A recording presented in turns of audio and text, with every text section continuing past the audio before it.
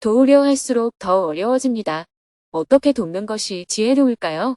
2025년 11월 6일 한국기국 자메이카 긴급구호 회의. 안녕하세요. 오늘은 부탄 방문 일정을 마치고 한국으로 귀국하는 날입니다. 어젯밤 10시 20분에 방콕 공항을 출발한 스님은 밤새 비행기를 타고 이동하여 오전 6시에 인천 공항에 도착했습니다. 공항을 나오자마자 곧바로 서울정토사회문화회관으로 향했습니다. 오전 9시부터 10층 회의실에서 JTS 활동가들과 함께 자메이카 긴급구호 방안에 대해 회의를 했습니다. 자메이카는 지난주에 카리브해 섬나라들을 차례로 강타한 초강력 허리케인 멀리사로 인해 주요 기반시설과 주택이 대부분 파괴되었고 전기, 수도, 통신, 도로, 숙박시설까지 대부분 마비된 상황입니다. 스님은 피해 소식을 접하고 귀국하자마자 곧바로 회의를 소집했습니다. 회의실에는 JTS 대표와 사무국장이 자리하고 미국 JTS 사무국장과 주 자메이카 한국 대사관에서도 온라인으로 회의에 참석했습니다. 먼저 스님이 현재 보고된 상황을 종합해서 자메이카 긴급구호 활동 방안에 대해 이야기했습니다. 지금 자메이카는 5등급 허리케인으로 인해 피해가 아주 큽니다. 오늘은 첫째, 우리가 지원을 할 것인지 말 것인지 결정해야 하고, 둘째, 지원을 한다면 어느 규모로, 어떤 방식으로 지원할지 정해야 합니다. 자메이카 긴급구호. 오히려 한 달 뒤가 더 중요한 이유. 태풍이 일어난 지 일주일 가까이 지났기 때문에 1단계 긴급 대응 시기는 이미 지나갔습니다. 이 시기에는 물가도 폭등하고 국제구호 단체들이 경쟁적으로 몰려와 현장이 혼란스럽기 때문에 JTS와 같은 작은 단체가 진입하기에는 적절하지 않습니다. 보통 이런 재난에서는 한 달 정도가 지나면 교통과 상황이 조금 정리되고 구호가 닿지 않는 사각지대가 생깁니다. 이 시기를 2단계라고 할 수 있는데 우리는 이 시점을 목표로 준비하는 것이 더 현실적입니다. 현지에서는 물자를 구하기 어렵고 물자가 있다 하더라도 가격이 3에서 4배 비싸며 재고도 불확실합니다. 국가 전체가 피해를 입었기 때문에 결국 미국에서 물자를 구입해 보내야 합니다. 배부는 정부에 맡기기보다는 현지 NGO나 교회, 수녀원 등과 협력해 명단을 확보하고 우리가 직접 감독하며 배분하는 방식이 가장 안전합니다. 한국 수녀님들이 운영하던 무료 급식소는 지역 사정을 잘 알고 있어 배분 거점으로 활용할 수가 있겠으나 사전에 조사가 필요할 것 같습니다. 지금은 물자를 서둘러 보내면 오히려 손실이 날 수 있으니 서두르지 말아야 합니다. 우선 현장을 정확히 파악하는 것이 중요합니다. 한국 대사관의 협조를 구해서 먼저 현장 조사를 하고 그 결과를 바탕으로 박진아 대표님이 현장을 방문해 실태를 확인한 뒤 규모와 품목을 확정하는 것이 좋겠습니다. 오늘은 긴급구호의 큰 방향을 설정하는 자리입니다. 즉각 투입은 어렵기 때문에 2단계 지원을 목표로 준비를 해보면 어떨까 싶습니다. 스님의 발표를 듣고 나서 참석자들은 각자의 위치에서 확인한 현장 상황과 의견을 차례로 공유했습니다. 민덕홍 미국 JTS 사무국장은 이번 지원을 계기로 JTS가 중남미 지역과의 연계를 장기적으로 검토할 필요가 있다고 말했습니다. 자메이카는 올해뿐 아니라 앞으로도 기후변화로 인해 반복적인 피해가 발생할 가능성이 높습니다. 이번 지원이 단발성으로 끝나는 것이 아니라 중남미 지원의 첫 시도가 될 수도 있다고 생각합니다. 지금은 긴급 투입보다 현장을 직접 보고 구조를 파악하는 것이 우선입니다. 무엇이 어디에 필요한지 먼저 확인한 뒤 미국에서 물자를 구입해 보내는 구조를 만드는 것이 현실적일 것 같습니다. 주자메이카 한국 대사관에서는 현재 자메이카의 상황을 상세히 보고하며 현장의 혼란과 안전 문제를 설명했습니다. 자메이카의 피해는 매우 심각합니다. 일부 지역이 아니라 국가 전체가 붕괴된 상황입니다. 전기, 수도, 통신이 끊겼고 연료 부족으로 차량 이동도 어렵습니다. 호텔도 대부분 문을 닫아 외부인이 머물 숙소가 거의 없습니다. 일부 지역에서는 약탈도 발생해 치안도 불안합니다. 관세청은 대규모 물품을 개인이 반입하는 것은 허용하지 않겠다는 입장입니다. 악용 사례를 막기 위해 반드시 공식 단체를 통해 들여와야 합니다. 현재는 연말까지 구호물자에 대한 관세, 소비세를 면제하고 있으며 필요하면 연장될 가능성도 있습니다. 한국 수녀님 두 분이 무료급식소를 운영해왔는데 그곳은 일주일에 2번, 한 번에 약 100명이 찾는 중요한 공간이었습니다. 건물은 파괴됐지만 수녀님들은 그 지역을 가장 잘 알고 있어 향후 배분 거점이 될 가능성이 있습니다. 또한 몬테고베이에 한국 명예영사가 운영하는 물류회사가 있어 통관 대행도 가능합니다. 통신은 스타링크가 피해 지역에 무료 인터넷을 제공하고 있어 수신 장치만 가져가면 현장에서 사용 가능합니다. 현장을 직접 다녀와 교통, 치안, 물류 수신 가능성 등을 종합적으로 확인한 뒤에 세부 계획을 세우면 좋겠다는 데에 스님도 동의를 했습니다. 박진아 대표님도 서둘러 물자를 보내는 것이 위험하며 현장 확인이 우선이라는 점을 강조했습니다. 지금은 물자를 서둘러 보내면 오히려 사라지거나 엉뚱한 곳으로 갈 위험이 큽니다. 제3세계에서는 좋은 물건일수록 중간에서 감춰지거나 빼돌려지는 일이 실제로 자주 발생합니다. 먼저 현장을 정확히 파악해야 합니다. 그리고 배분을 직접 하려면 현지 경찰이나 자원봉사자들과의 협력이 필요합니다. 수녀원과 교회가 어떤 역할을 할 수 있는지 확인해 보면 좋겠습니다. 무엇보다 중요한 것은 현장을 보고 어떤 구조가 가능한지 파악한 뒤에 물자를 결정하는 것입니다. 회의를 마무리하며 스님이 정리 말씀을 해주었습니다. 우선 박진아 대표님이 2, 3일 이내 비행 일정을 정해서 현장을 방문해 보는 것으로 하겠습니다. 실무팀은 현장 보고를 기다리며 부속 준비를 해주시기 바랍니다. 이후에도 신속하게 대책 논의를 이어가기로 하고 회의를 마쳤습니다. 스님은 서둘러 점심 식사를 한 후 곧바로 서울을 출발하여 두북 수련원으로 향했습니다. 두북 수련원으로 향하는 길에 경주에 들러 2025 에이펙 정상회의를 치르며 어떤 변화가 있었는지 한번 둘러보았습니다. 깊어가는 가을에 단풍이 곱게 물들어 있었고 에이펙 정상회의의 흔적도 곳곳에 남아 있었습니다. 경주 시내를 지나 오후 5시에 두북 수련원에 도착했습니다. 해가 저물고 저녁에는 원고 교정과 여러 가지 업무들을 본 후 하루를 마무리했습니다. 내일은 아침 일찍 두북 수련원을 출발해 서울로 돌아온 후 오후 1시부터 열리는 청년 페스타 개막식에 참석할 예정입니다. 이후 2박 3일 동안 이어지는 행사에 함께하며 청년들과 직접 대화하는 시간을 가질 계획입니다. 오늘은 법문이 없었기 때문에 지난 9월 프랑스 파리에서 열린 직문직설 강연에서 스님과 질문자가 나눈 대화 내용을 소개하며 글을 마칩니다. 도우려 할수록 더 어려워집니다. 어떻게 돕는 것이 지혜로울까요?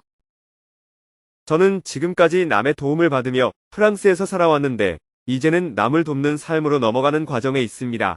그런데 도우려다 보니 고민이 많습니다. 누군가 먼저 저에게 상담을 요청할 때도 있고 어떤 때는 제가 먼저 나서서 훈계하고 싶은 마음이 들 때도 있습니다. 그러나 제가 건넨 도움들이 항상 좋은 결과로 이어지지는 않았습니다. 어느 상황에서 어떻게 돕는 것이 지혜로운지 늘 고민이 됩니다. 첫째, 상대가 요청할 때 도움을 주어야 합니다. 요청하지 않았는데 나서면 오지랖이 될 수 있어요. 둘째, 도움을 청했다고 해서 너무 적극적으로 이래라 저래라 하면 자존심을 상하게 할 수 있습니다. 그럴 때는 나도 잘 모르지만 나라면 이렇게 하겠다 하는 정도로 말하는 게 좋아요. 저도 사람들의 질문에 답할 때 직접 이래라 저래라 하지 않습니다. 나도 이런 일이 있었다 하며 제 이야기를 들려줄 뿐이에요. 그것을 통해 상대가 희망을 갖도록 돕는 것이지요. 도움에는 반드시 부작용이 따릅니다. 도움을 준다고 해서 좋은 소리만 듣는 게 아니에요. 예를 들어 누가 돈 빌려달라고 해서 빌려주면 돈을 떼일 위험만 있는 게 아닙니다. 그 사람한테 찾아가면 돈을 빌려줄지도 모른다 하는 소문이 나서 여기저기서 요청이 몰려듭니다. 다 들어줄 수 없으니 결국 누구는 주고 누구는 안 준다 하는 비난을 받게 되지요. 옛말에 좋은 일을 하고 욕을 들으면 오래 산다 하는 말도 있습니다. 이 일은 욕을 먹더라도 할 만한 가치가 있다 라는 마음으로 해야 합니다. 물에 빠진 사람 구해주었더니 보따리 내놓으라는 소리를 듣기도 합니다. 그렇다고 외면할 수는 없습니다. 보따리 값을 물어주더라도 사람은 살려야 합니다. 이런 마음으로 좋은 일을 해야 그에 따른 부작용이 없습니다. 칭찬을 바라고 선행을 하면 결국 뒤통수 맞는 일이 생기는 거예요. 실컷 도와주고도 욕만 얻어먹는 일이 생기는 것이죠. 제가 인도의 가난한 마을에서 학교를 운영하고 있는데 애초에 학교를 안 지어주었다면 그 동네 사람들과 원수가 될 일은 없었을 거예요. 초등학교에 보내주면 처음엔 고마워하다가도 졸업하고 나면 중학교를 원합니다. 중학교를 보내주지 않으면 욕을 하고 중학교를 보내주면 이번엔 고등학교, 그 다음엔 대학교를 요구해요. 고등학교 정도까지 마치면 욕만 하는 게 아니고 해코지를 하기도 합니다. 그 정도 공부를 했으니 해코지할 능력이 생기거든요.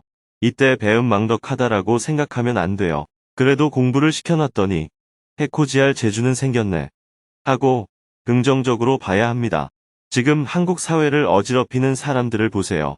대체로 능력 있고 배운 사람들이 못된 짓을 합니다. 그러니 도움을 줄 때 결과는 어느 정도 예정된 거예요. 대부분은 칭찬받을 것이라 기대하지만 저는 오히려 욕먹을 일도 많겠구나, 원수도 생기겠구나 하고 각오합니다. 그럼에도 아이들은 반드시 가르쳐야 한다는 확신이 있다면 아무 문제가 없습니다. 좋은 일은 언제나 칭찬과 비난이 함께 옵니다. 이를테면 누군가가 매달 100만 원만 도와달라 해서 지원을 해준다고 합시다. 처음 한 달은 좋아하지만 1년쯤 지나면 고마움은 줄어듭니다. 3년쯤 지나면 감사는커녕 원망이 생깁니다. 물가도 올랐는데 아직도 100만 원이냐 하며 불평하는 거예요. 왜냐하면 기준이 바뀌기 때문입니다. 부부지간도 마찬가지예요. 결혼할 때는 성격이 달라서 좋다고 하다가 5년쯤 지나면 이제는 성격이 안 맞아 못 살겠다고 하잖아요. 이때쯤 되면 좋은 점은 당연한 것이 되어버리고 나쁜 것만 자꾸 보이는 거예요. 그런데 헤어지고 나면 어떨까요? 나쁜 건 잊고 좋은 기억만 남아 괜히 헤어졌다며 후회합니다. 좋은 일은 나쁜 일보다는 낫지만 칭찬을 기대하며 하는 일은 진정한 선행이 아닙니다. 욕을 먹더라도 할 가치가 있다고 생각하고 해야 합니다. 칭찬을 받았다면 이미 대가를 다 받은 것이고 욕을 먹었다면 아직 대가를 받지 않은 것입니다. 기독교인들은 그 대가를 천국에서 받는다고 믿습니다. 여기서 100원 받느니 천국에서 10,000원 받는 게 낫다고 생각하는 것이죠. 이를 수행적으로 말하면 대가를 기대하지 말라 하는 말과 같습니다. 대가를 기대하지만 이 생이 아닌 천국에 가서 받을 것을 기대하니 어쨌든 이 생에서는 무주상보시와 효과가 비슷해요. 그런데 중생이 전혀 기대하지 않는 건 어렵잖아요. 오늘 못 받으면 죽어서라도 받고 싶어 합니다. 그러니 이렇게라도 관점을 바꾸어야 부작용이 없습니다. 필요한 사람만 조용히 돕고 너무 나서지 않으면 됩니다. 스님 말씀을 들으면서 궁금한 게 생겼는데요. 스님께서는 천국을 믿지도 않으실 텐데 비난을 감수하면서까지 계속 선행을 이어가는 원동력이 무엇입니까? 그들이 배고프니까 음식을 주고 목마르니까 물을 주는 겁니다. 따로 원동력은 없어요. 여러분이 질문하니 제가 답하는 것이고 질문이 없으면 저는 그냥 잠이나 자면 됩니다. 제가 북한 동포 돕기를 30년 가까이 해왔습니다. 북한 주민들이 식량을 구하려 중국으로 건너가다 강물에 빠져 숨진 시신이 물에 떠다니고 뼈만 남은 아이들이 옥수수밭에 숨어 구걸하는 모습을 직접 보게 된다면 어느 누구도 그것을 외면할 수 없습니다. 여러분은 눈앞에서 보지 않으니 실감이 안 날 뿐이죠. 가자지구에 폭격이 떨어졌다는 소식을 멀리서 들으면 안타깝다 하고 말지만 현장에서 보면 누구나 행동하게 될 겁니다. 시리아는 재작년까지만 해도 출입 금지 국가였어요. 우리나라와 수교도 맺지 않은 곳이에요. 제가 지진 피해 지원을 하기 위해 튀르키예에 갔는데 튀르키예는 국가 차원에서 해외 지원을 받고 있었습니다. 그러나 시리아는 아사드 정부, 쿠르드 정부, 반군 정부로 나뉘어 사실상 국가 기능이 마비되어 지원을 전혀 받지 못하고 있었습니다. 그래서 처음에는 튀르키예를 돕다가 주지사에게 시리아도 돕고 싶다라고 요청하여 시리아에 들어가서 4,000명이 다니는 큰 학교를 지었습니다. 그런데 학교를 짓고 3개월쯤 지나 반군이 전쟁에서 승리해 지금은 시리아 정부의 주축이 되었습니다. 얼마 전 한국 외교부가 시리아 정부와 수교를 맺었는데 그때 시리아 정부에서 한국의 민간단체에서 큰 학교를 지어주어 어려움을 극복하는 데에 큰 힘이 되었습니다. 하고 한국 외교부에 감사 인사를 했다고 합니다. 이런 것이 민간 외교입니다. 세상에서 비난받는 일이 시간이 흐르면 좋은 일로 평가되기도 하고 칭찬받던 일이 나쁘게 드러나기도 합니다. 얼마 전 한국에서도 어떤 종교단체가 정부와 결탁해 혜택을 보려 한 로비가 말썽이 되었잖아요. 이런 일은 하지 않는 것이 좋습니다. 하지만 정부가 할 수 없는 일을 종교가 대신해야 할 때도 있습니다. 가자지구처럼 정부가 가지 말라는 곳도 필요하다면 종교단체는 가야 합니다. 비난이란 늘 상황에 따라 달라집니다. 어느 정도는 감수해야지. 여론에만 휘둘리면 정작 가장 어려운 곳은 돕기 어려워요. JTS가 지원하는 지역은 대부분 호이카의 자금을 받을 수 없는 곳들입니다. 필리핀 민다나오도 상황이 아주 어려운데 위험 지역이라 한국 정부가 못 들어가게 합니다. 아프가니스탄과 시리아도 마찬가지입니다. 그러나 실제로 가장 도움이 필요한 곳은 바로 이런 분쟁 지역입니다. 저는 아이는 3살 때까지 가능하면 엄마가 직접 돌보는 것이 좋다고 말합니다. 그래서 직장맘들에게 비난을 많이 받습니다. 네가 아이를 키워봤냐? 하고 말이지요. 그러나 어떤 주장을 하거나 누군가를 대변하면 비난은 당연히 따라옵니다. 아이는 당연히 엄마의 보살핌을 원하지 다른 사람의 손에 자라고 싶어 하지 않습니다. 북한 주민을 대변하는 것도 마찬가지예요. 북한 주민들은 자기 어려움을 직접 말할 수 없기 때문에 그들을 대신해서 말해주면 비난받을 수밖에 없습니다. 감사합니다. 잘 알았습니다.